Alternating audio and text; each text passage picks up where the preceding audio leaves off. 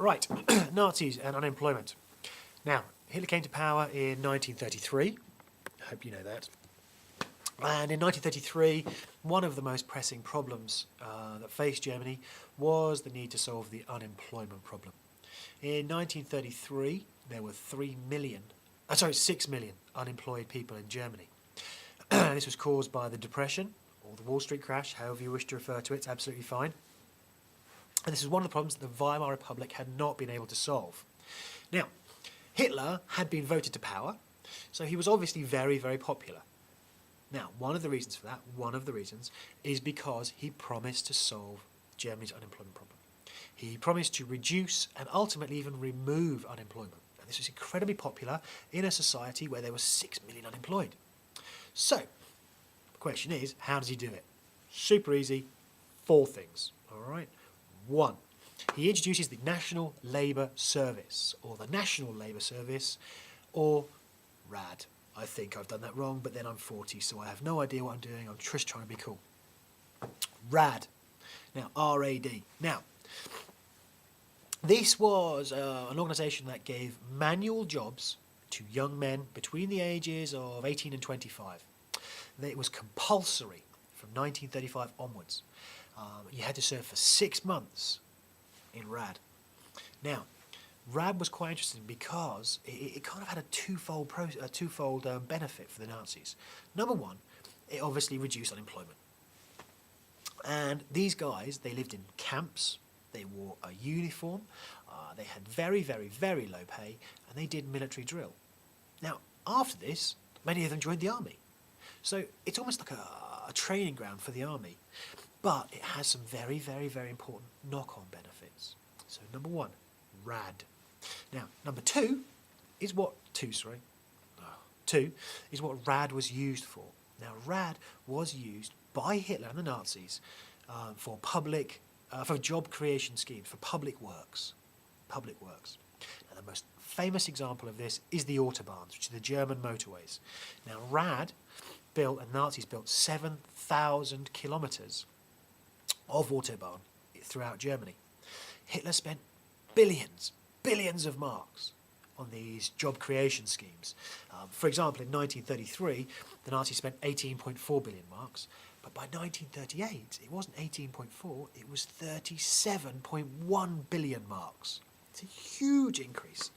Now, many of these jobs were in construction, Autobahns, hospitals, schools, and agricultural projects. Okay. Now, these obviously had effects for Germany. So, number 1, RAD. Number 2, public works, public build projects. Number 3 is rearmament. Now, Hitler introduced conscription in Germany in 1935, and the German army went from 100,000 men to 1.4 million in 1939. Now, obviously, that has an enormous impact on unemployment. You've automatically got 1.3 million extra people in employment. Okay. Now, that's quite important, but you have to think about the knock-on consequences of a bigger army. They all need weapons, uniforms, food, etc. So that creates jobs. Now, heavy industry was required, and that increased to supply the army. Coal and chemical industry doubled to meet the needs of rearmament, and oil, iron and steel industries trebled their output. So all these industries are creating more and more jobs for workers, all because the Nazi policy of rearmament. Billions of marks were spent on aircraft, submarines, tanks, ships, etc. All of those things needed to be made, therefore it created jobs. In 1933, the German economy spent 3.5 billion marks on rearmament. By 1939, it was 26 billion marks. Now, I apologise for all these figures, but you know what? Just jot them down and just learn these 4, 5, 8 figures. Not particularly hard, and if you throw them into your answer, it shows excellent knowledge. All right, really good, very highly rewarded.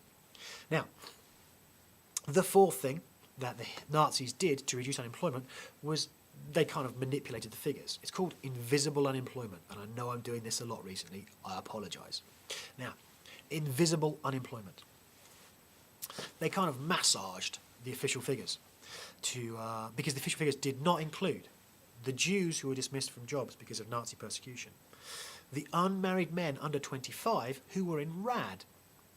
They were on the national labour schemes. They don't count. They're employed. Again, sorry. Also, the women who'd been dismissed from their jobs, the doctors, lawyers, surgery doctors, civil servants and teachers, they didn't figure in the figures.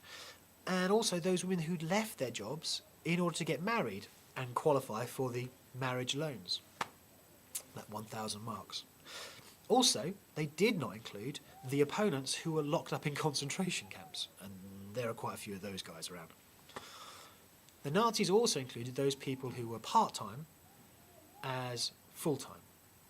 So the numbers of people in full-time employment were massively increased.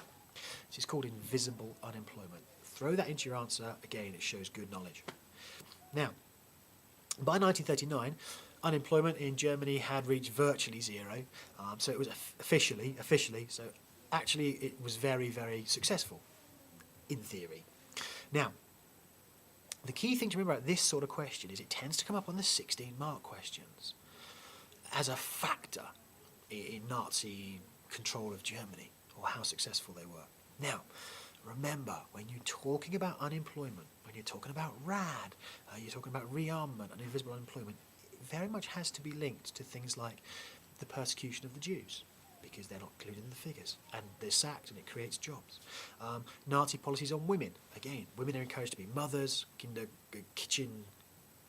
children kitchen church. They're encouraged to be mums and housewives, and that creates jobs for men because the women are not filling those roles. And also the police state, because it is the police state that arrests opponents, throws them in a concentration camp, and then they don't figure in the official figures. So you can bring in together lots and lots of different parts of these courses, of this course together. All right, hope that's quite useful. 4 methods that Nazis used to reduce unemployment.